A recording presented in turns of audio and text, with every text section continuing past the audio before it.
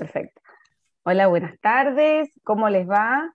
Hoy nuestro último encuentro del curso ¿Cómo aprenden los niños de hoy? Este curso de formación docente de docentes de nivel inicial y también de primer ciclo de primaria. Muy agradecidos por todo el acompañamiento que fuimos teniendo en este tan linda experiencia que fuimos teniendo a través de profesores especializados en el área educativa. Vimos muchas novedades en relación a la innovación, a la educación disruptiva, a la tecnología. Y bueno, hoy como broche de oro cerramos con un especialista, también profesor de nuestra querida Universidad Católica Argentina. Lo voy a presentar, hoy vamos a hablar sobre un recorrido sobre lo que tiene que ver con el cierre justamente de procesos, la evaluación, el aprendizaje visible y demás. Voy a presentarlo a Marcelo Culiandolo. Él es magíster y especialista en educación con orientación en gestión educativa y diplomado en evaluación docente, con una amplia experiencia en el ámbito de la gestión y evaluación educativa. Ha sido subsecretario de Gestión y Políticas Socioeducativas del Ministerio de Educación y Deportes de la Nación, director general de Educación Superior, director de Evaluación de Educación del Ministerio de Educación de la Ciudad de Buenos Aires y responsable de capacitación del Ministerio de Desarrollo Social de la Nación. Participó en la coordinación, el diseño y la implementación en proyectos educativos pertenecientes al Programa de Naciones Unidas para el Desarrollo y la Universidad Católica y la Universidad Tecnológica Nacional, entre otras instituciones. Como docente ejerció en diversos profesorados y universidades nacionales. Ha publicado múltiples artículos referidos a la capacitación y formación de equipos técnicos. Un gusto, Marcelo, tenerte acá. Bienvenido, buenas tardes. Muchas gracias, Mariela. La verdad que esas presentaciones tan grandes a veces lo hacen sentir a uno muy pequeño. No, es lo que hay. Así que te damos la bienvenida y bueno, aquí tenemos compartida ya la pantalla y vamos a disfrutar este encuentro. Yo voy a ir chequeando las preguntas que vayan apareciendo, así que a disfrutar. Muchísimas gracias, Mariela, y gracias también a Gabriel Azar de la universidad y del Departamento de Educación por esta convocatoria. Cuando me pasaron los puntos para trabajar y para reflexionar con todas y todos ustedes, pensaba que en 1 hora y media era muy poco tiempo, digamos, como para trabajar cada uno de estos puntos, pero sí me parecía importante reflexionar con ustedes sobre algo previo a las estrategias que tienen que ver con la evaluación, con los datos, con el pensamiento crítico y etcétera. Por eso el nombre que le puse, ¿no? De lo sabido y experimentado al presente. ¿Y por qué me surgió este nombre para esta charla o para este compartir con ustedes? Básicamente por una experiencia personal que voy a contar porque me parece que es pertinente para el tema que vamos a tratar. Cuando me tocaba, digamos, ir al jardín de infantes, en mi casa como hijo, como el octavo hijo de una familia numerosa de aquel momento, mis padres decidieron que no me correspondía ir al jardín de infantes. ¿Por qué decidieron eso? Y porque mi hermana la mayor estaba estudiando Bellas Artes, por ende me hacía hacer dibujitos en un papel y en una hoja, entonces suponían que eso bastaba, ¿no? Como para atravesar el proceso de un jardín de infantes. Claro, después me tocó ingresar directamente a primer grado. Me dejaron en la puerta del colegio.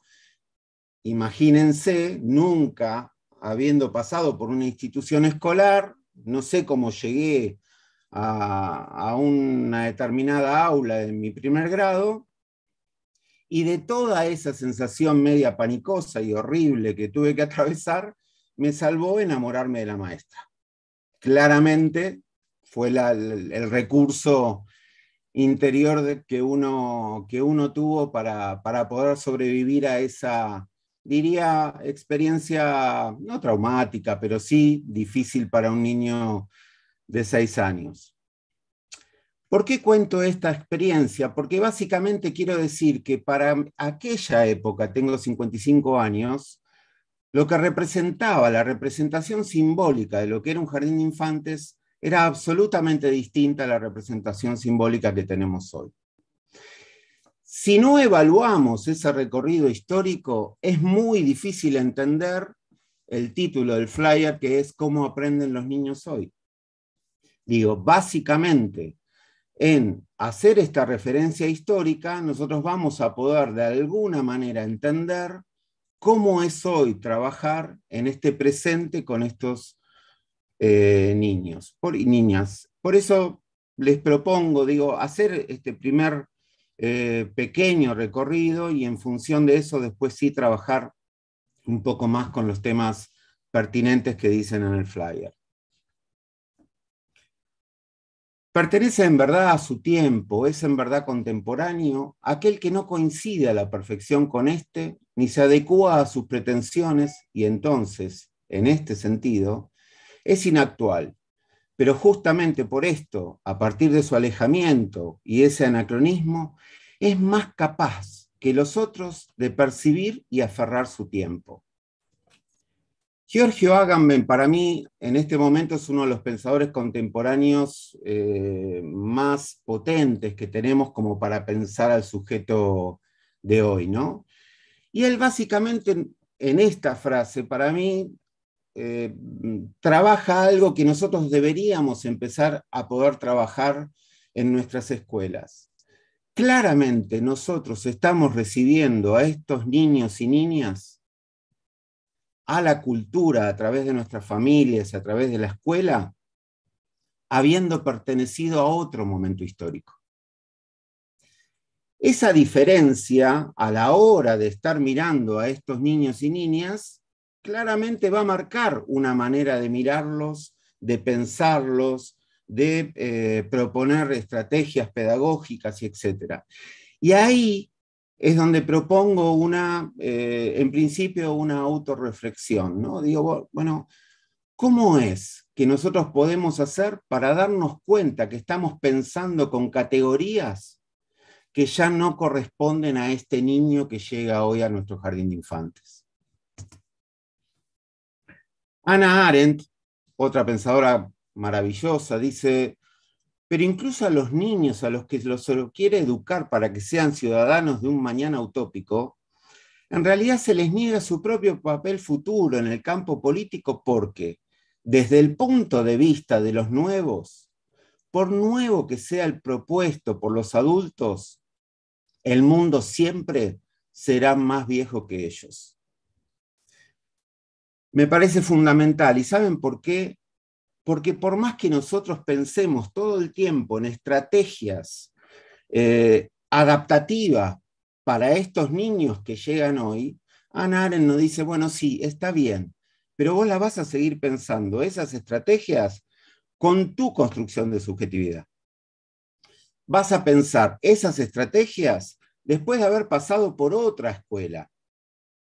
Vas a pensar esas estrategias con una formación que tuviste con docentes que pasaron por otra cultura. Ese salto, que yo llamo salto pedagógico, es la primera reflexión necesaria para entender cómo trabajar con nuestros niños y niñas hoy. Esther Díaz acompaña esto que decía Hannah Arendt y dice: en un mundo convulsionado por los cambios, también la cuestión metodológica ha entrado en crisis. Hemos arribado al fin de las certidumbres. Esther Díaz para mí es una de las epistemólogas vivientes, digamos, argentinas más maravillosas que tenemos, de la Universidad de Lanús. Y ella plantea claramente que en este afán de encontrar respuestas para educar a nuestros niños hoy, nosotros buscamos todo el tiempo metodologías distintas. La pregunta es, ¿está en la metodología esos cambios necesarios para trabajar con nuestros estudiantes? ¿Son nuevas metodologías o estrategias innovadoras las que nos van a permitir escuchar las preguntas que se están haciendo esos estudiantes? dejo la pregunta planteada para continuar en este recorrido. Miren la cantidad de temas que íbamos a trabajar. Habilidades y pensamiento crítico, aprendizaje visible y basado en evidencia. Íbamos a tener que hablar de toda la evidencia que hay en una institución, de toda la evidencia que podemos ir generando nosotros como docentes, también como directivos en una institución. Gestión del conocimiento a través de la metacognición. La metacognición es una estrategia para trabajar la evaluación y la comprensión de lo que se evalúa con esos niños y niñas. Portfolio digital, rutinas de pensamiento, todo lo que también tiene que ver con pedagogía para la comprensión. Estrategias de evaluación docente para fomentar el desarrollo de capacidades en el niño. Fíjense, cuando nosotros propusimos esto que está acá, que era de lo que íbamos a hablar hoy, y un poco vamos a hablar de esto, de alguna manera volvemos a proponer estrategias. Volvemos a proponer cuestiones que nos rescaten, ¿sí?, de haber sido formados en otro tiempo histórico y tener que enfrentarnos a estos niños y niñas que llegan a nuestras instituciones desde otra construcción de subjetividad. Pero ¿saben qué pasa? Si solo nos apoyamos en estrategias contemporáneas, muy nuevas, y no transformamos de alguna manera ese posicionamiento interno ante lo pedagógico, pasa esto. Una docente que le pregunta en una evaluación y dice, ¿qué necesita un ser vivo para vivir? Escribe 3 elementos esenciales para mantenerse vivos. El niño o niña pone agüita, comida y amor.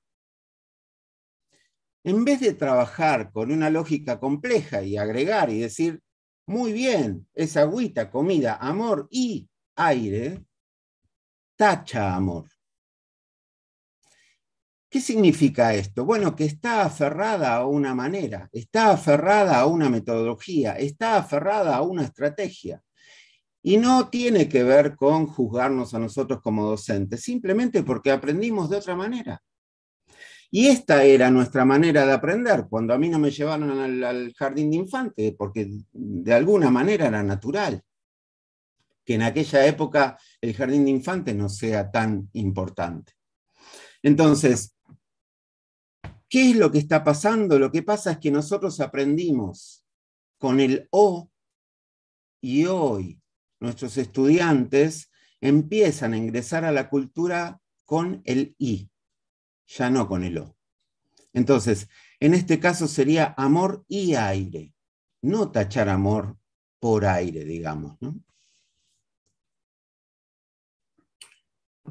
Miren lo que decía ese docente, profesor, que fue ministro de Educación, maravilloso que tuvimos. Política, ideológicamente no voy a juzgar a nadie, sí en lo que él aportó a nuestra escuela, ¿no? Tedesco nos decía que los cambios en educación carecieron de la búsqueda de sentido. Este es el riesgo que corremos. Salir a buscar respuestas que nos tranquilicen por miedo a ser desbordados por una realidad que no controlamos. La salida en este punto no es el escape por medio del control de datos, sino que debería ser la reflexión. Ustedes recuerdan que históricamente, las pensadoras del nivel inicial lo tenían muy claro, ¿no? La escuela tradicional, la nueva escuela, después la escuela más tecnicista, ¿no? Ahora intentamos, digamos, un renacer de la pedagogía crítica. La idea que Tedesco nos plantea es, primero pensemos el sentido por el cual esos cambios son necesarios.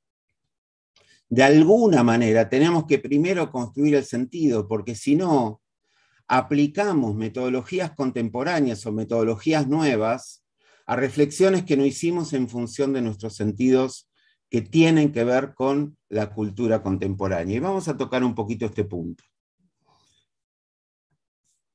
¿Voy muy rápido o bien? Bien.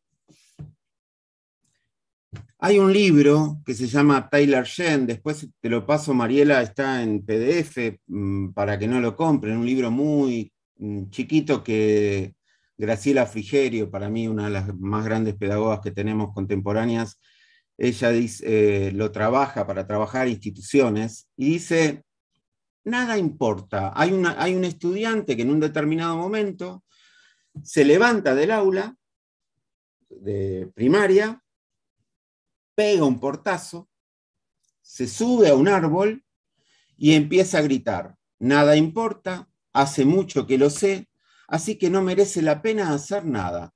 Eso acabo de descubrirlo, dice el pibe. Claro, salen los compañeritos, lo ven arriba del árbol, que empieza a gritar todo esto, y le dicen, no, pará, Pirantón se llamaba el pibe, le dice, no, Pierre, hay sentido, nosotros te vamos a demostrar que hay sentido. Entonces él sigue gritando desde ahí arriba, le tira piedras, los docentes no saben qué hacer, ¿no? Entonces en un determinado momento a uno de sus compañeritos se le ocurre decir, vamos a armar una gran pila de sentidos para demostrarle a Pirantón que el sentido existe. Se juntan y empiezan, bueno, a ver, vos, contame, ¿cuál es tu sentido? Y mi sentido es tocar la guitarra. Muy bien, necesitamos que nos des un dedo. ¿Cómo un dedo? Sí, sí, acá cada uno va a tener que poner su sentido y vamos a hacer una pila de sentidos para demostrarle a Pirantón que vale la pena.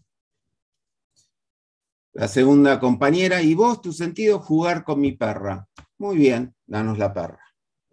Y así, sucesivamente, van incrementando en un nivel de crueldad, ¿no? Que hoy llamamos acoso escolar entre pares, que se vuelve incontrolable y hasta los mismos chicos empiezan a darse cuenta de que algo tienen que hacer, entonces dicen, vamos a hablar con el profe tal que es re piola, quizás nos entienda y nos pueda ayudar. Cuando están a punto de llegar a hablar con ese profe, lo que sucede es que dicen a sí mismos, el grupo de estudiantes, dice, no, mejor no, no nos va a entender. Él también me parece que no está entendiendo ni buscando el sentido. Los niveles de crueldad siguen increyendo, entonces dicen, no, no, vamos a hablar con el papá de tal, que ese seguro que nos va a entender lo que estamos haciendo. Cuando van a hablar con el papá de tal, antes de llegar a hablar, se frenan de nuevo y dicen, no, mira, mejor no porque no nos van a entender. No les voy a contar el final para que lo lean porque es muy interesante, pero sí plantearles lo siguiente. Todo el libro trabaja la idea de que el adulto dejó de ser un referente para ese estudiante. ¿Y un referente en qué? Un referente en búsqueda de sentido. La pregunta es, si nuestras escuelas, ¿no?, para los adultos pasan a ser simplemente un lugar de trabajo y empiezan a dejar de tener sentido en función de las búsquedas personales de esos docentes, ¿por qué pretenderíamos que niños, niñas y adolescentes de alguna manera encuentren en esos adultos algo por lo cual estar ahí adentro de las escuelas? Claramente esto podríamos referirlo más al nivel secundario que al nivel inicial.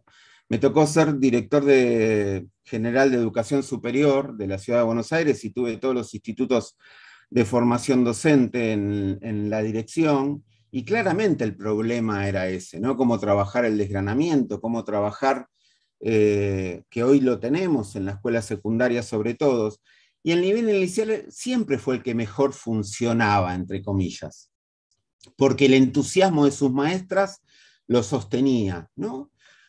La pregunta es, ese entusiasmo y esa búsqueda de sentido de los adultos dentro de las instituciones, ¿sigue siendo realmente el mismo? ¿O ya de alguna manera funcionamos en una institución que era de otra etapa histórica, que era una institución moderna, la escuela es una institución moderna, y hoy estamos en otra cultura tratando de sostener un esquema que ya no termina de ser del todo pertinente. En ese punto nos quedan dos caminos.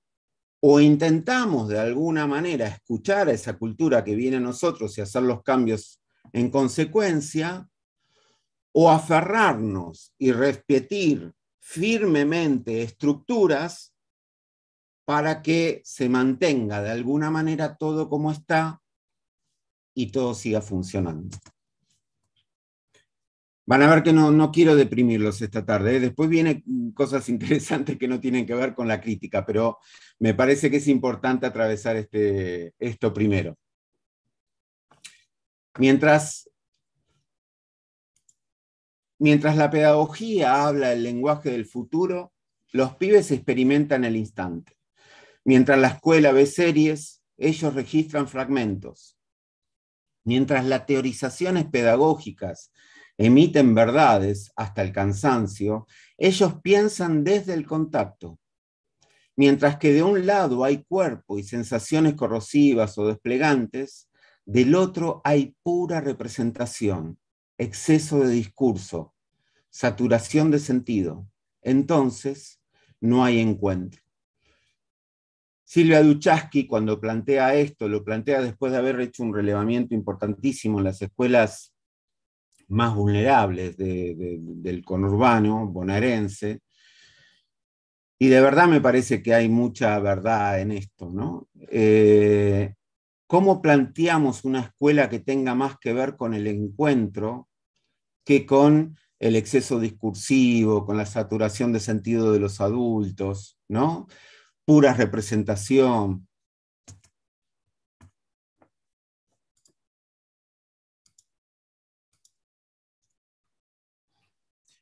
No sé si conocen esto, pero me parece que es interesante para pensar y seguir reflexionando en función de lo que venimos hablando.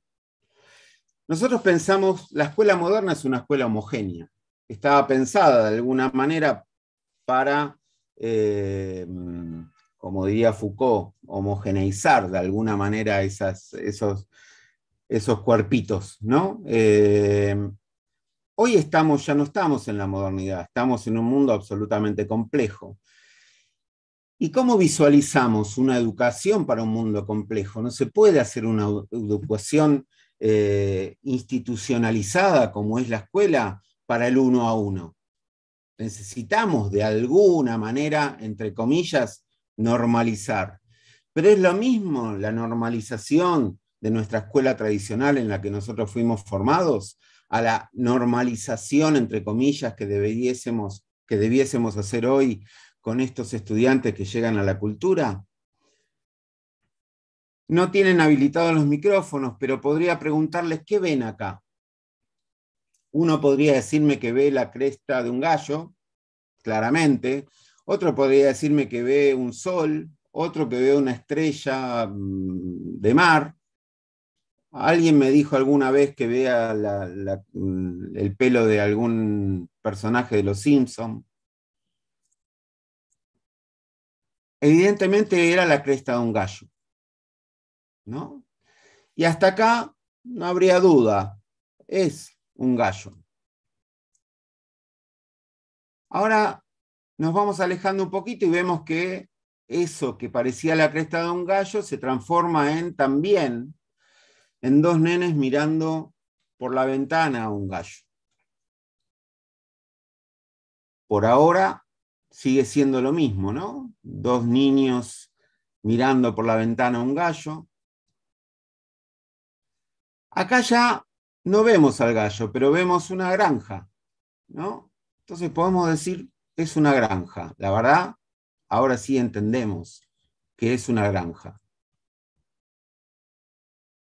Sigue siendo una granja. Ya el gallo no está, ¿eh? O está, pero ya no lo vemos. ¿Era una granja? No. Es una maqueta.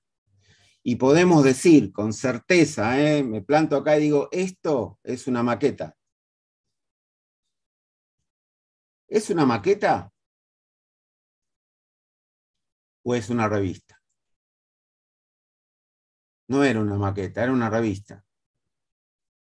En realidad era una maqueta de una granja que ahora también es una revista, ¿no? Es una revista, muy bien, que tiene un niño en una reposera. Está tomando sol, está frente a una pileta. La granja ya no la vemos, ¿no? Está en un barco.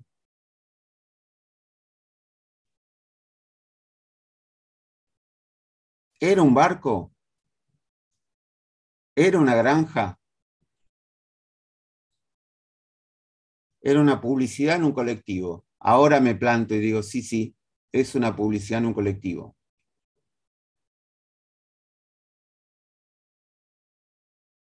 No era una publicidad en un colectivo, era alguien que estaba mirando tele de una publicidad en un colectivo.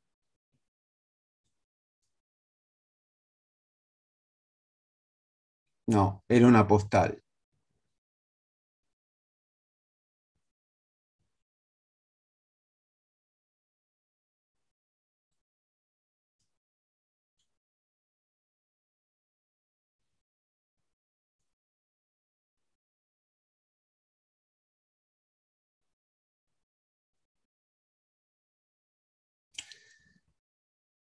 Me encantaría verles las caras y poder compartir antes de abrir a las preguntas y demás, pero eh, ¿qué pasa si uno como docente dice, no, no, esto es un gallo, ¿eh?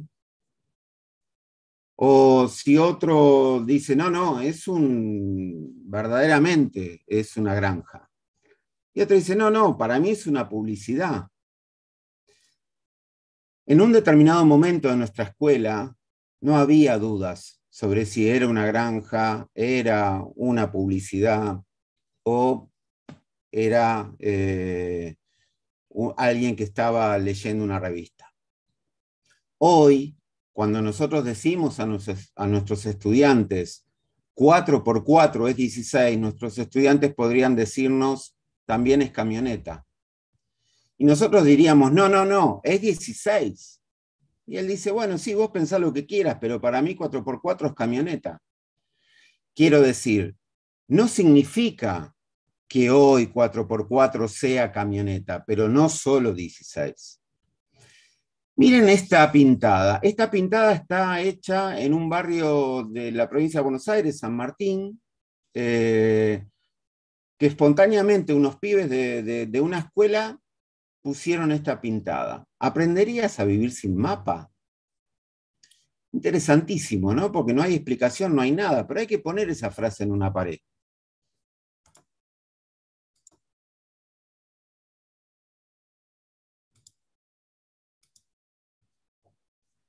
Y entonces, enseñar hoy en la complejidad, ¿qué significa? ¿Recuerdan ustedes el cuentito de los ratoncitos ciegos? Eh, Había un pueblito de ratoncitos ciegos, bueno, algunos a veces dicen que es un pueblito de ciegos, otro que es un ratoncito de ciegos. Resulta que empiezan a escuchar un ruido en ese pueblo sobre algo que está pasando por la plaza. Y de repente el ruido es tan fuerte que salen todos, como son ciegos, salen todos a la plaza a tocar. Entonces uno toca y dice, no, es una pelota, que cuando golpea hace tanto ruido, ¿no? que, eh, que es eso lo que estamos sintiendo.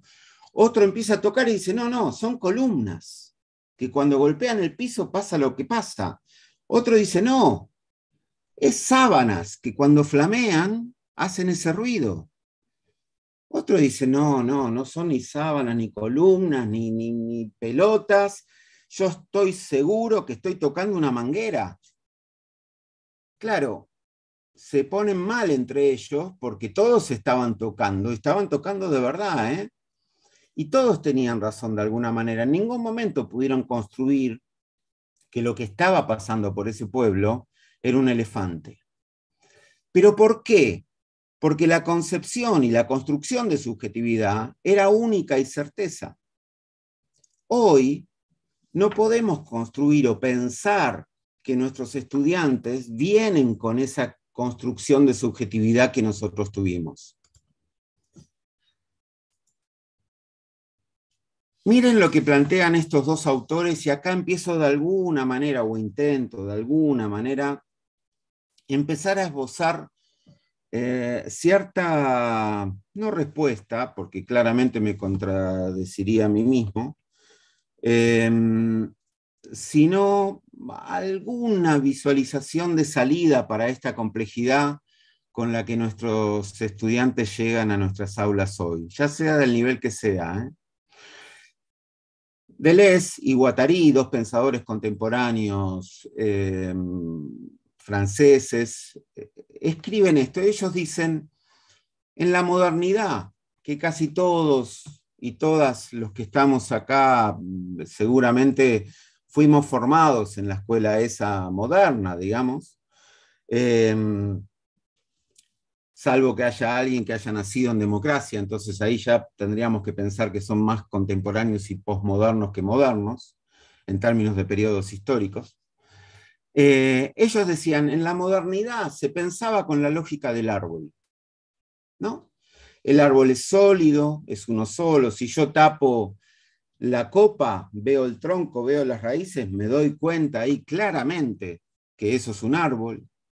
Si yo tapo el tronco, me doy absolutamente cuenta que también es un árbol porque veo la copa y las raíces, y si tapo las raíces, lo mismo, me doy cuenta que es un árbol, ¿no? El árbol es algo lineal, concreto, bien claro, ¿no?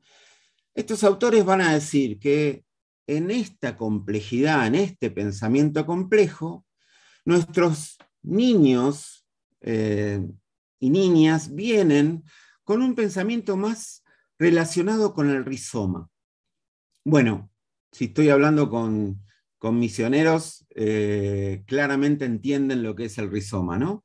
Son raíces, como la de la caña de azúcar o de la caña de bambú, que sacan una planta, van avanzando las raíces y cuando encuentran una piedra, la esquivan y siguen y sacan otra plantita. Cuando encuentran un arroyo, un lago, lo que fuese, lo rodean y siguen sacando plantas. El árbol es mucho más sólido, pero si acá abajo de las raíces se encuentra un lago, lo más probable es que se pudra. Si viene un viento fuerte, lo más probable es que se quiebre, cosa que no pasa con la caña de azúcar. Claro, tiene menos raíces profundas, pero también crecen gregariamente, o sea, crecen con una lógica más grupal que individual. Claramente, y acá voy a citar a otra autora que me parece maravillosa, brasileña, que se llama Sueli Rolnik, ella va a decir, nuestros niños y niñas hoy construyen una identidad prêt-à-porter, va a decir ella. Una identidad para la ocasión. No hay una única identidad. Y hoy entendemos que la identidad no es que se construya hasta los 18 años y a los 18 años ya somos adultos y a partir de esa adultez estudiamos, tenemos un trabajo, nos casamos, tenemos hijos, etcétera, etcétera. Eso era acá, en este pensamiento moderno. Hoy esa lógica fue alterada completamente. Los pibes pueden juntarse, tener hijos antes de estudiar, digo, casarse. No hay una lógica lineal que construya una identidad. Por eso decimos, y con Sueli Rolnik, la identidad hoy es una identidad para la ocasión, mucho más adaptativa que la identidad nuestra. La Organización Mundial de la Salud, al respecto de este tema, plantea que en este paso, en este momento histórico que estamos atravesando, entre la linealidad de la modernidad y el pensamiento complejo de la posmodernidad, hay una palabrita que se llama velocidad. Lo que ha cambiado y lo que ha transformado nuestra manera de construir esa subjetividad en la niñez tiene que ver con la velocidad. Voy a tratar de buscar un ejemplo para esto, que me parece muy significativo. Cuando nuestros abuelos y abuelas escribían una carta, por ejemplo, venían de Europa, se instalaban y empezaban a trabajar y a tener trabajo, etcétera, etcétera. Después de haber pasado quizás un año hasta conseguir todo eso, nuestros abuelos y abuelas escribían una carta y le decían, que por lo general era la abuela la que se quedaba allá o la mujer, le decían, mirá, Juanita, ya conseguí trabajo, estoy muy bien, venite para acá, que vamos a andar bien y qué sé yo. Esa carta tardaba 5 meses en un barco aproximadamente. En realidad tardaba un poco menos, pero hasta que llegase a la destinataria pasaban por lo menos 3 o 4 meses.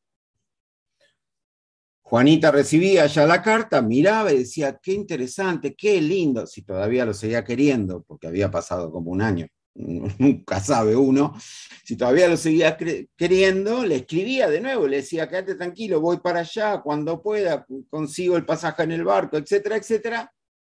Otros 3 meses hasta que José, que estaba acá, recibía la respuesta de amor. Una respuesta de amor para nuestros abuelos y bisabuelos necesitaba 6 meses. Yo les pregunto a ustedes, ¿qué les pasaría si sus parejas no le contestan un mensaje de celular en los próximos 5 minutos después que se lo mandaron?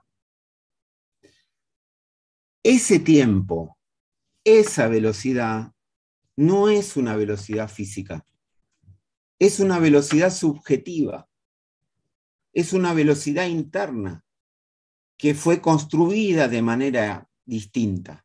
Nosotros tenemos una construcción de subjetividad en un determinado tiempo y esos estudiantes que llegan, como decía Ana Arendt, a nuestra cultura, llegan con otra construcción de velocidad, de subjetividad basada en esta velocidad.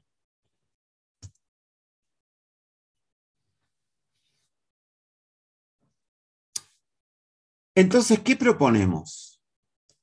En lugar de construir una forma ideal que se proyecte sobre las cosas, es mejor centrarse en detectar los factores favorables que pueden configurar una situación. ¿Qué hacemos? ¿Qué hizo la escuela moderna? Armó esquemas, ¿no? Y esos esquemas para todos, y los bajó. Y dicen, bueno, ahora todos vamos a funcionar acá. Claro, ahora cambiaron por todo lo que venimos diciendo las condiciones con las que vienen esos estudiantes. ¿Seguimos haciendo lo mismo? ¿Pensamos nuevas estructuras? ¿Pensamos nuevos encuadres para esta nueva escuela que nos está llegando y la volvemos a encuadrar según los parámetros de hoy? Bueno, los autores anteriores van a decir, no, me parece que hay que construir otra manera de ser docente.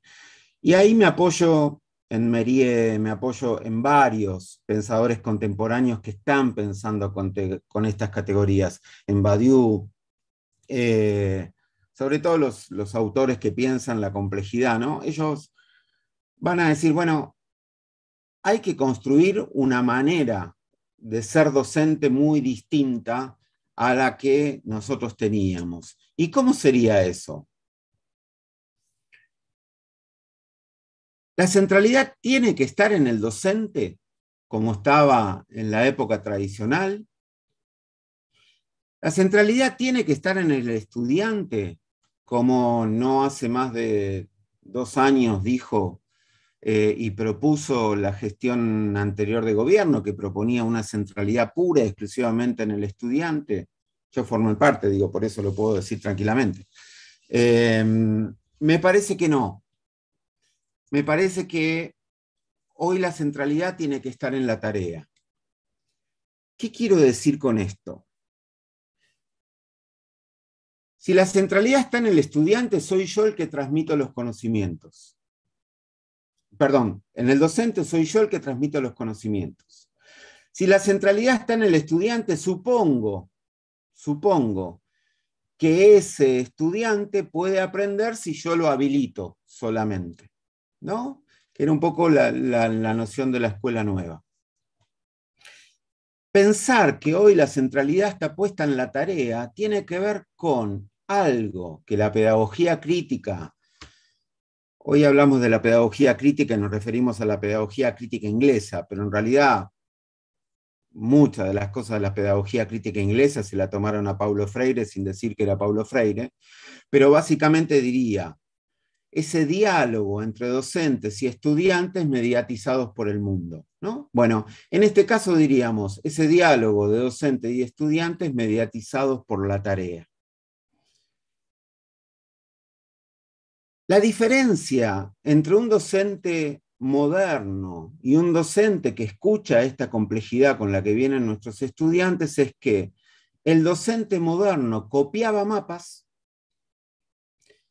y el docente contemporáneo construye los mapas con sus estudiantes. Yo diría, es un docente cartógrafo, es el que va construyendo el mapa con sus estudiantes y no que ya tiene un mapa armado. Ustedes me van a decir, bueno, pero googleándolo, usted me está hablando de esto, y yo tengo estoy en el nivel inicial. Sí, en el nivel inicial. Lo que digo es, para poner un ejemplo, porque si no me voy demasiado abstracto. Me tocó dar psicología educacional en una cátedra de un postítulo de jardín maternal, para maestras de jardín maternal. Cuando iba a hacer las observaciones, había situaciones, por ejemplo, donde las maestras todavía sostenían el que los niños estén ahí sentaditos y escuchando a través de los distintos encuadres, ¿no? Entonces, el encuadre que es levantar la voz, es establecer los límites, etcétera, que está muy bien, pero era simplemente encuadre.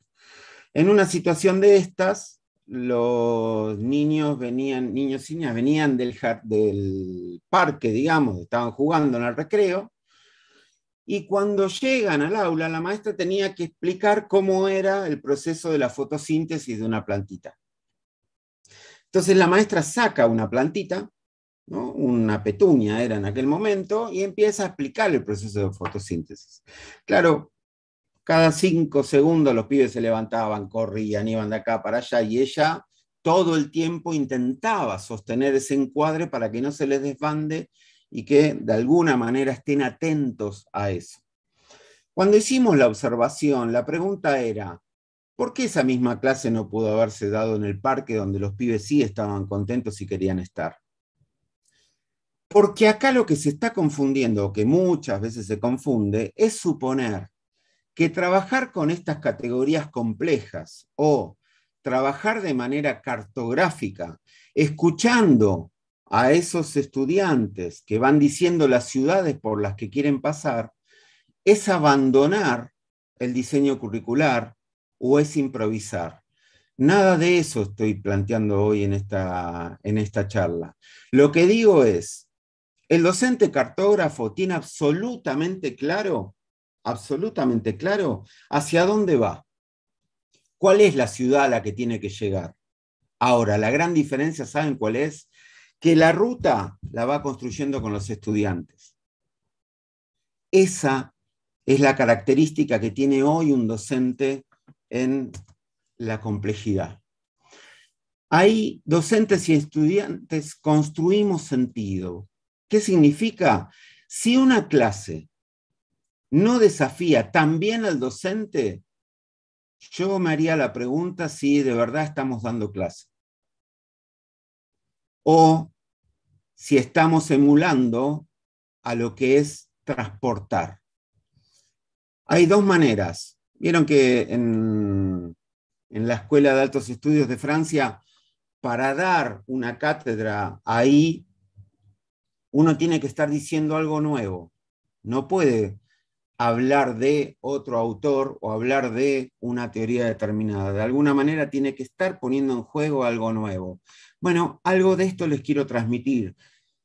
Yo sé como docente a dónde tengo que llegar. Tengo bien claro qué es lo que esos estudiantes tienen que aprender. Ahora, la diferencia entre transmitir y transportar es si los hago partícipes en la construcción de ese camino o no los hago partícipe y sigo mi planificación a rajatabla. Les cuento otro ejemplo. Una escuela de frontera en una zona cordillerana. Una escuela maravillosa que trabajaba muy bien y en un determinado momento, un día se levantan en los directivos de esa escuela y reciben la noticia del municipio que habían aparecido un montón de cóndores envenenados. Entonces, los docentes se preocupan porque eran todos conocidos en una escuelita demasiado, muy rural y donde se conocían todas las familias. Entonces dicen, bueno, vamos a hacer un proyecto, un trabajo por proyecto para trabajar esta problemática que apareció en esta escuela. Cuando están trabajando sobre eso, arman un diseño maravilloso de por qué no había que matar a los cóndores, de qué manera había que cuidarlos, por qué era patrimonio de la humanidad, etcétera, etcétera. Cuando después de todo ese tiempo van a los estudiantes a decirles que van a empezar a hacer ese trabajo por proyectos o por problemas, uno de los pibes salta y le dice, pero profe, está bien que los cóndores se mueran.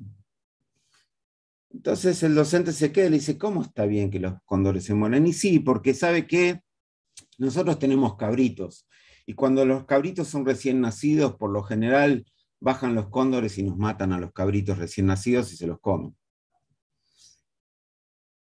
Este equipo de directivos, docentes, etcétera, tuvo que reformular absolutamente todo ese proyecto, porque ese proyecto no tenía nada que ver con esos pibes que estaban en esa aula. Sin embargo, nadie puede decir que no era valioso el proyecto o que no era valioso el diseño curricular en el cual se estaban apoyando. Pero la construcción de los sentidos tenía que ser en conjunto y escuchando en principio a esos estudiantes.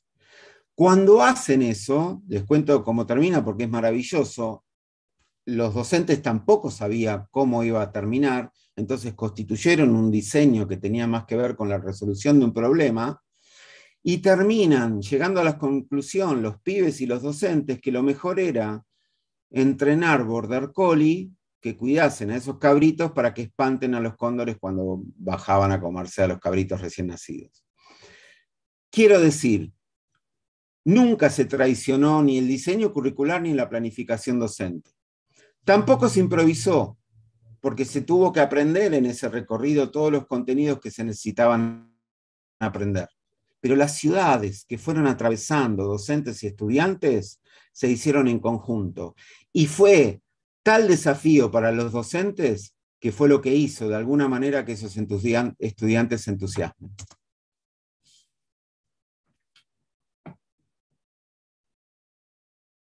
Quiero, a partir de esto, algunas nociones solamente de evaluación, y la cito a Elisa Spakovsky y les muestro la tapa de este libro porque verdaderamente se los recomiendo para el nivel inicial.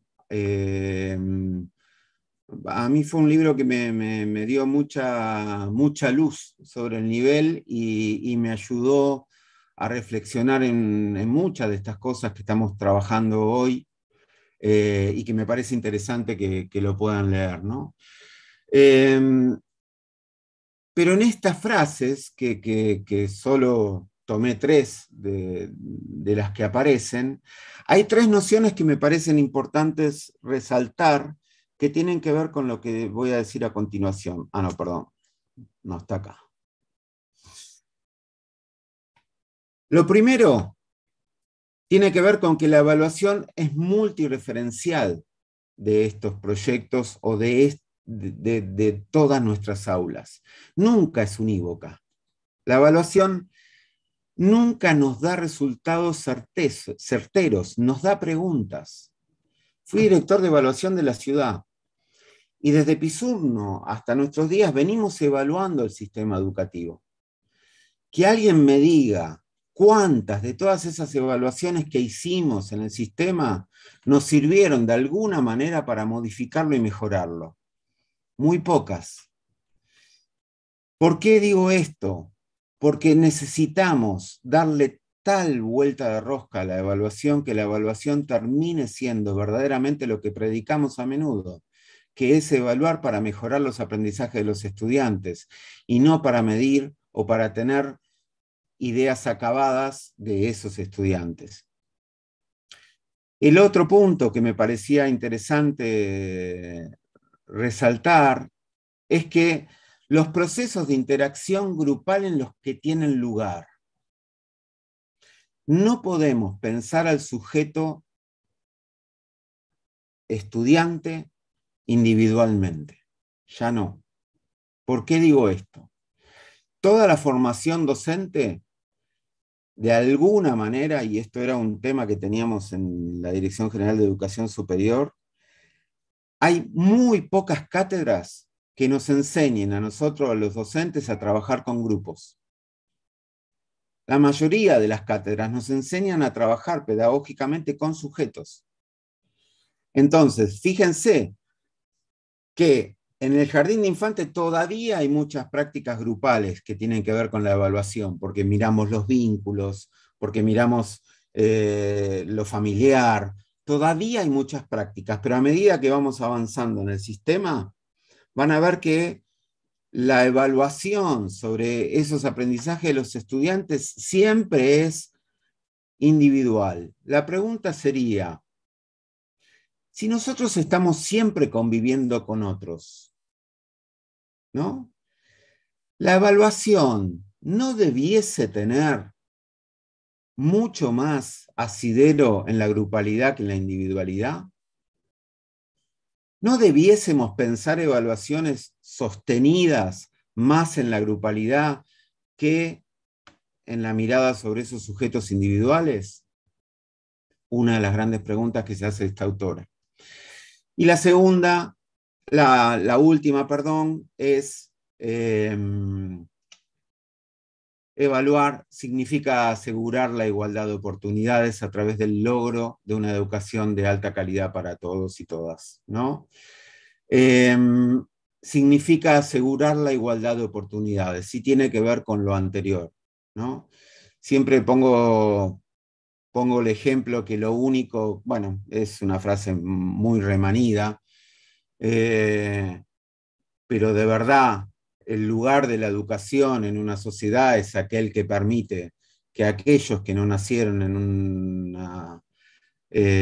un contexto favorable puedan de alguna manera construirse ese contexto favorable a partir de la educación, ¿no? E igualarnos a todos. Me parece que ese es uno de los derechos a sostener en la evaluación también. Pero insisto, si todas las evaluaciones son pensadas a nivel individual, ese derecho siempre queda rezagado en relación a lo individual. Me gustaría terminar esta charla, así nos quedan unos apenas 20 minutos más o menos para poder conversar y para verles las caras, porque todavía no sé quiénes están del otro lado y poder escuchar preguntas y debatirlas. Terminar con este video que me parece que significa un poco todo lo que vine hablando y de alguna manera nos hace una pregunta que nos invita a la reflexión profunda de qué es ser docente hoy en las instituciones en las que participamos, ¿no?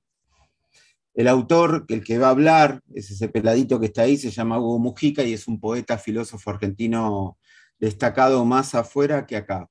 Acá también, pero muy destacado afuera.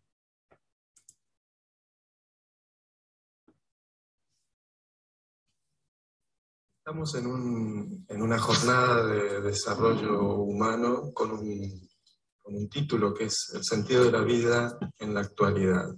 Me gustaría escucharte un poco, escuchar un poco tu visión de esta actualidad, de lo que está pasando.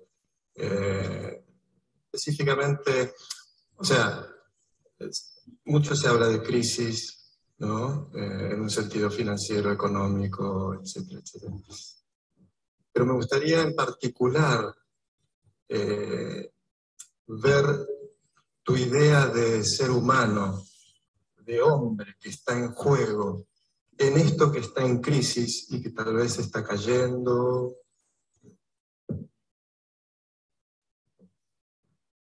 Bueno, yo creo que estamos en algo que pasó y algo que todavía no llegó, ¿no? Nosotros nos toca transitar una tierra de transición, valga la redundancia. Cuando Nietzsche dice Dios ha muerto, cosa que después va a ser Hirohito en Japón de otra forma diciendo yo soy un ser humano, o sea, cuando aparece la idea de la muerte de Dios a través de la tierra, se termina una forma de representar el mundo, ¿no? Se terminan los parámetros de eso que llamábamos Occidente. O sea, una forma de habernos sostenido en dos patas, cómo entendíamos lo que estábamos viendo hacia adelante, de dónde veníamos, dónde vamos, y más o menos 2 o 3 cosas lo que nos pasaba mientras tanto. De eso generamos eso que se llama Occidente. Nietzsche dice, esto se murió. Todavía queda la luz, pero la estrella está muerta. De ahí empezamos a tomar conciencia, ¿no? De que ya eso no contiene. O sea, una cultura es poder dar forma a las vivencias. Esa forma estaba rota. Esa certeza. Sí, certeza, contención, ¿no? Digo, una cultura es una puesta en común de valores con una institución que la transmite y instituciones pequeñas que protegen esos valores por los que se apostaron. Bueno, eso ya, la transmisión ya no estaba. Quedaba la estructura, pero no queda transmisión. ¿Qué es una cultura que se agota? ¿O cómo se agota Occidente? Bueno, Europa. O sea, Occidente es Europa. ¿Y en qué se agota Europa? No tienen más hijos. O sea, se acabó el eros. No hay más fuerza vital para continuar. O sea, lo que se termina ahora es la raza blanca, de alguna forma. Y lo que podría empezar es la llegada de estas emigraciones, ¿no? Tan impresionante. 1/3 del mundo se está moviendo en este momento. Y creo que de esa síntesis, de esa nueva mezcla, nacerá algo a lo cual nosotros ya no pertenecemos, ¿no? Nosotros pertenecemos a eso que se fue. A nosotros nos parece dramático porque la cultura moderna es muy soberbia. Y pensábamos para siempre. También cuando cae el Imperio Romano, San Agustín, que era un tipo muy inteligente, escribe que se terminaba el mundo, porque siempre identifica la vida con las formas de la vida, ¿no? Y la vida surgirá como en una fisura de una pared, en el medio de un rascacielos, sale una plantita. O sea, la vida es más fuerte que los vivientes. Y seguirá y conseguirá otras estructuras y otras formas. Creo que nuestra vida se desecó por eso que fue la quinta esencia de Occidente, que es llevar adelante la técnica, ¿no? Digo, la técnica implica la razón. Y la razón era uno de los componentes originarios de la cultura occidental. Y después estaba la religión y estaba la estética, que de alguna forma se complementaban en otras formas de conocer la realidad basadas en los sentimientos. Eso cada vez fue más dejado de lado por el engolosinamiento de lo bien que nos iba con la razón técnica, ¿no? Digo, porque realmente Occidente es de un logro, y cualquiera que conoce otras culturas del mundo detesta 1000 cosas nuestras, ¿no? Pero realmente hemos logrado un grado de libertad, de logros, etcétera, magnífico. Pero al precio de habernos concentrado nada más que en una dimensión de la existencia, que es la concreta técnica sobre el ente y no sobre el ser, ¿no? Bueno, y eso es lo que se resquebrajó, se agotó, y aquello que los jóvenes de ahora, que nacen en nuestro vacío y no en el de ellos, como nosotros les decimos, nos miran la película que nos queda y bostezan. O sea, ya a la vez nosotros no generamos vida y los vivientes que nacieron, por así decirlo, ya no se sienten seducidos ni atraídos por ese mundo. Ese mundo va quedando cada vez más a las espaldas, el cual de alguna forma habitamos y por ahí por un siglo más. Pero estamos en esa transición que no es dramático, porque ha habido, ¿quién se acuerda del imperio mongol? Que fue el imperio más grande del que conoció el mundo. Y bueno, las culturas aparecen, desaparecen, cambian, y a nosotros nos toca un cambio. Cuando Nietzsche dice Dios ha muerto, no dice, ay, vive el amor libre. Dice el desierto avanza. O sea, de repente no tenemos más eso que aglutinaba como cultura. Entonces él dice, bueno, ¿qué hay que hacer? Crear nuevos valores. Y el valor, ¿cuál es la apuesta? Que es en la genialidad de Nietzsche, de valor la vida. ¿Qué es lo bueno? Lo que acrecienta la vida. ¿Qué es lo malo? Lo que deprime la vida. Entonces el desierto es un espacio, se puede crear o se puede quejar. Esa es la opción que nos queda. Ahora es un mundo de creadores o gente que entra en la maquinaria de una vida que ya es funcionar y no vivir.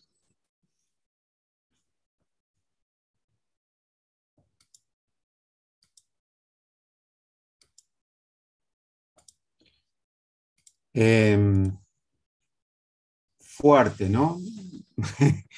Me parece que es interesante resaltar algunas de las cuestiones. Bueno, habla claramente de la transmisión, que es el tema que ya tocamos, ¿no? La diferencia entre transmitir y transportar. Transportar sería transportar conocimientos aprendidos en nuestra formación al día de hoy. Eso sería alguien que está transportando. El que transmite los hace carne y de alguna manera los resignifica, como dice Agamben, en lo contemporáneo, en el hoy. La cultura moderna muy soberbia, es interesante esto, porque como encontramos una manera maravillosa de ser escuela, muchas veces creemos que hay que sostenerla tal cual, ¿no? Como para, o reforzarla en solo en esos valores para que siga siendo una escuela exitosa. Y me parece que quedarse en el logro que tuvo en algún determinado momento de la historia no fomenta volver a escuchar a esa cultura que viene hacia nosotros, ¿no? No es nuestra escuela la que está en crisis, es crisis de contexto, y esto me parece súper interesante. Nosotros suponemos que somos nosotros, que en Argentina nos está pasando, que tenemos desgranamiento. ¿Saben qué? No es así, está pasando en todos lados. Estamos atravesando un cambio de época, como dice Hugo, en todos los países del mundo, y me gustaría agregar algo. Estudié bastante lo que hacen en Finlandia para tener la escuela que tienen, pero ¿saben qué? Finlandia son 5 millones de personas. Digo, y los pibes llegan al jardín ya sabiendo leer, por lo menos. Digo, no, en serio les digo. Entonces, no es lo mismo 5 millones de personas que el contexto, la territorialidad nuestra, la historia, etcétera, etcétera. La noción de los vivientes bostezan me parece súper interesante. No es que bostecen porque nosotros no estamos diciendo cosas interesantes. No podemos decir otras cosas porque fuimos formados con otras categorías. Entonces, para empezar a responder las preguntas que estos vivientes nuevos están haciendo y no bostecen, el único camino ya ni siquiera es la capacitación. Miren lo que les voy a decir, me van a matar en la UCA por decir esto, pero es la reflexión de la propia práctica. Hoy capacitarse es reflexionar y revisar las propias prácticas a partir de lo contemporáneo. El desierto es un espacio para quejarse o crear, maravilloso. La escuela es un espacio para quejarse o para crear. ¿Cuántas veces la culpa de lo que no se puede hacer en la escuela tienen que ver con las instituciones? Y en verdad, quizá tenga más que ver con encontrar la manera de crear cosas que nos terminen transformando esa propia escuela. Y acá, como dice otro autor que voy a citar porque no me gusta parafrasear gente que leí, que no son frases mías o pensamientos míos, Espósito, que trabaja la noción de comunidad maravillosamente bien, él dice, bueno, la comunidad como tal es casi un imposible de lograr, la comunidad perfecta, pero lo único que nos va a acercar a la comunidad como tal es seguir buscándola. Y lo aplica a la comunidad educativa. Digo, tenemos que seguir buscando construir comunidad educativa. En la dirección de evaluación tuvimos un dato muy interesante. Miren, hicimos creo que era tercio, no me acuerdo, una de esas evaluaciones que se toman a mediados de primaria, y vimos que una de las escuelas de la mejor zona y contexto de la ciudad de Buenos Aires daba los mismos resultados que una de las escuelas ubicadas en la parte más vulnerable de la ciudad de Buenos Aires, una de las escuelas llamadas SAP. Me llamó tanto la atención que pedí hacer un estudio comparativo en relación a eso y fuimos a observar a esas dos escuelas. Lo primero que encontramos es que los docentes de un lado y del otro habían sido formados en los mismos institutos. No eran distintos. O sea, se habían formado en los institutos que estaban en la ciudad de Buenos Aires. Pero ¿qué era lo que hacía la diferencia en la escuela vulnerable para que tenga los mismos resultados de aquellos estudiantes que tenían otro acceso a la alimentación, a la tecnología, etc.? La construcción de comunidad educativa. Eso fue lo que nos dio ese estudio que hicimos. La construcción de comunidad educativa, que significaba que todo el tiempo trabajaban como grupo, como institución, y pensaban como institución. Definían cómo iban a evaluar institucionalmente. Definían los criterios para hacer interdisciplina institucionalmente. Claro, el directivo lo habilitaba. Sí, es verdad, el directivo lo habilitaba, pero ¿saben qué? Muchas veces la excusa de que el directivo no habilita es una de las grandes excusas para poder seguir funcionando en las escuelas sin modificar o poner en juego cuestiones que permitan de alguna manera empezar a crear estrategias distintas. Gente que entró en la maquinaria de una vida que es funcionar y no vivir. A mí esta frase me impactó muchísimo, porque a veces, y también tomo acá expósito, cuando en las instituciones nos apoyamos más en los roles y en las funciones que en los sujetos, empezamos a funcionar. El directivo funciona como directivo, el docente como docente, el secretario como secretario, y todo empieza a funcionar de una manera tan ordenada que parece que está todo bien. Sin embargo, Mérieux claramente nos dice, hacemos un gran como sí de nuestra escuela que no termina siendo entusiasmante para nadie. Y voy a terminar con esto. Silvia Luchaski toma a Mérieux, a Deleuze, a Guattari, a otros, justamente para decir, la escuela ya se cansó de armar los talleres de radio. ¿Por qué? Porque eso es una simulación, es poner un micrófono y jugar a que estamos haciendo la radio. Dice, hoy tenemos que construir de nuestra escuela una verdadera radio donde los pibes de verdad sientan que están diciendo algo ahí y que alguien del otro lado los está escuchando, ¿no? Silvia lo define como la construcción de un verdadero acontecimiento vital en la escuela para que ahí suceda algo más en relación a la vida que simplemente al conocimiento. Y para agradecerles todo este tiempo que me escucharon, y si no se durmieron, quería terminar con este poema de Edmund Jeffs, que es también un poetazo. Dice, si el vocablo te toma la vida, es que tienes una vida para dar. Mientras no nos expulsen de nuestros vocablos, nada tendremos que temer. Mientras nuestras palabras conserven sus sonidos, tendremos una voz. Mientras nuestras palabras conserven su sentido, tendremos un alma, ¿no? Me parecía que era interesante terminar con esto porque, insisto, como docentes, como directivos, tenemos que lograr que nuestras instituciones sean lugares donde nosotros los adultos encontremos un sentido, encontremos también que estamos en esas instituciones buscando sentido. Porque si logramos eso, nuestros estudiantes van a interpretar que también hay adultos que están buscando sentido, y ahí es donde aparece la construcción del conocimiento.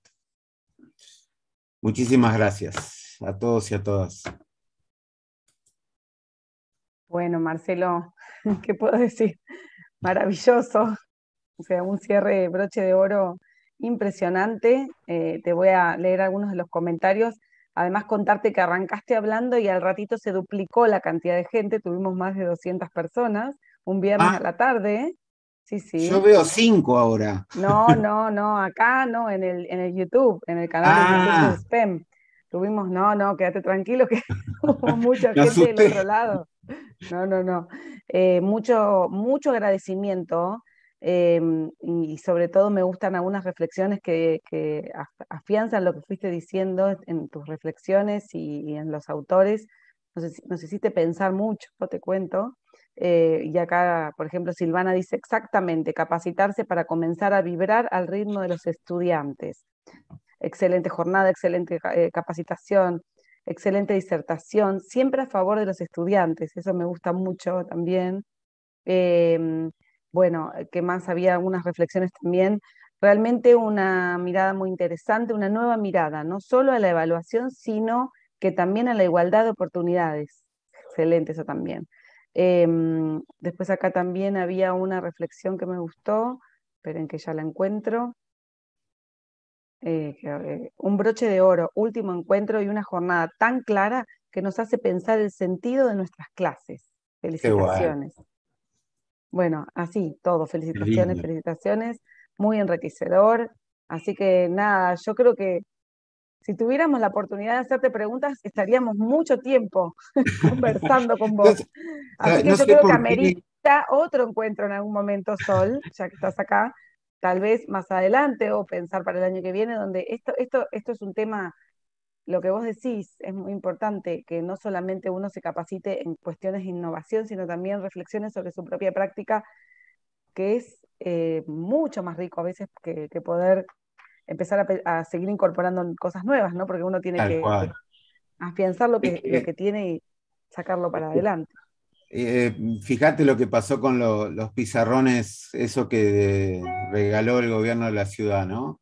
Eran pizarrones con capacidad de pasar PPTs, bueno, todos eléctricos, electrónicos, hermosos, y claro, muchos docentes seguían dando clase en esos pizarrones, pero como si estuviesen con una tiza y un... Ay, o sea, no se trata solo de la tecnología, sino de aquello que cómo modificás internamente para trabajar con eso, ¿no?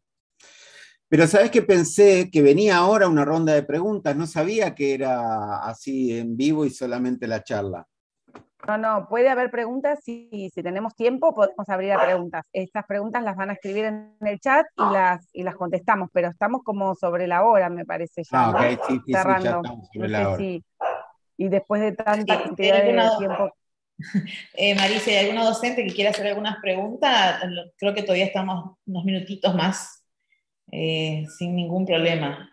Aparte de esto que decíamos, bueno, primero agradecerte, Marcelo, la verdad que un placer escucharte. Sí, nosotros somos 5 acá en el Zoom, pero para nosotras con Mariela, la verdad que desde que surgió este proyecto, en todas las presentaciones, en todos los momentos que se han generado los viernes a la tarde, es increíble que las docentes, a pesar del cansancio, de estar en el frente al aula, muchas en doble turno, así que la verdad es un agradecimiento a las docentes, a los directivos que se conectan, que están, porque eso para nosotros, en mi lugar, que me toca hoy ocupar como subsecretaria de Educación Disruptiva de la provincia, genera también las ganas que tienen de poder buscar las herramientas o buscar a ver cómo transito este nuevo paradigma que tenemos de la disrupción y claramente en cada propuesta creo que ha sido posible tener herramientas justamente para que las docentes puedan sentirse acompañados y lo vemos en cada reflexión que Mariela está leyendo los días viernes. Es realmente increíble. Bueno,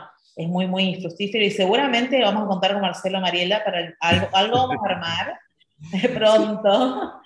No hay problema, Sol. Esta vez fue para el nivel inicial, tenemos también algunas docentes a nivel primario que se suman a estas propuestas, pero estaría bueno poder pensarlas para todo el nivel primario en general, para seguir acompañando este proceso, ¿no?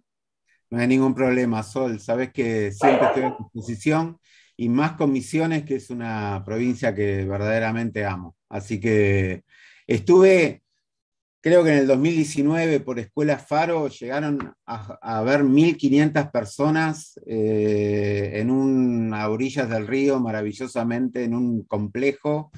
Y la verdad que siempre Misiones es una provincia que da mucho gusto trabajar porque la gente espontáneamente tiene muchas ganas de escuchar y de trabajar y se suman casi sin convocatoria, te diría. Así que bueno, cuando quieran. Tengo un par de preguntas acá, te las cuento. Me preguntan que repitas el nombre del libro que recomendaste. Prácticas me parece pedagógicas. Que es este, ¿no? Prácticas pedagógicas de evaluación en el nivel inicial, de Elisa Spakovsky.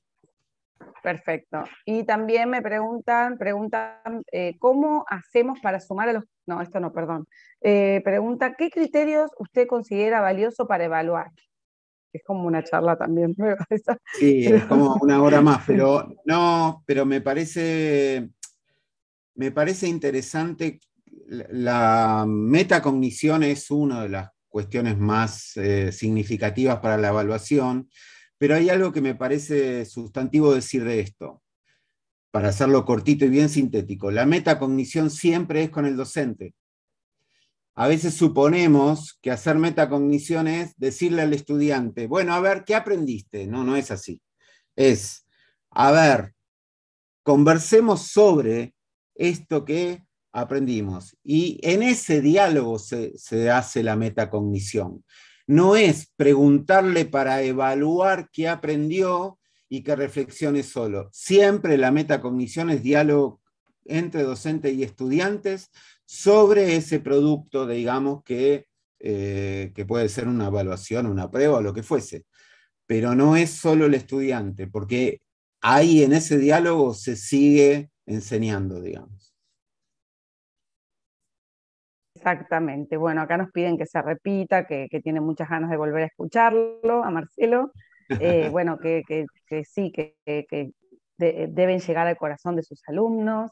Bueno, un montón de cosas lindas. La verdad que es súper, súper lindo, súper interesante. Bueno, muchísimas gracias. No, a vos, muchas gracias. Bueno, Sol, llegamos al final. Llegamos al final, después de tantos encuentros.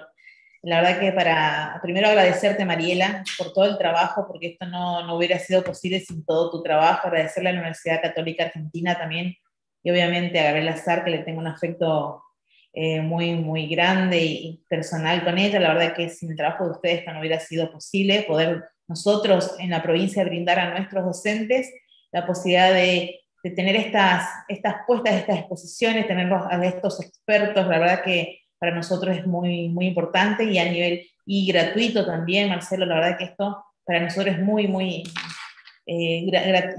grato, y es sentirse ya que uno ha logrado poder darle algo al docente de alguna manera, ¿no?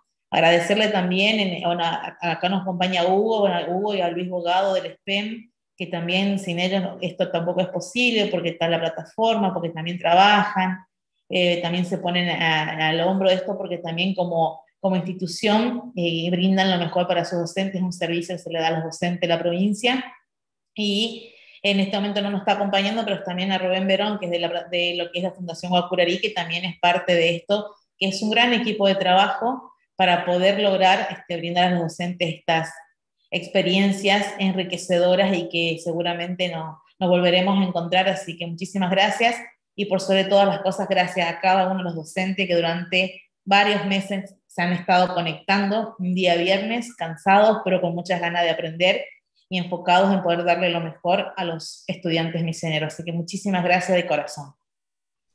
Gracias. Gracias a vos por convocar, y a la UCA también. Un placer enorme. Agradezco yo también a Sonia Rojas, a Nicolás González, a Mariana Gratjian, que también formaron parte de este equipo y fuimos construyendo esto muy, muy artesanalmente. Así que y a todos los profes que pasaron por esta experiencia. Así que bueno, ya nos vamos a volver a encontrar, ¿sí? Muchísimas Tengan un gracias. lindo fin de semana. Igual Muchas para todos gracias. y todas. Chau, chau.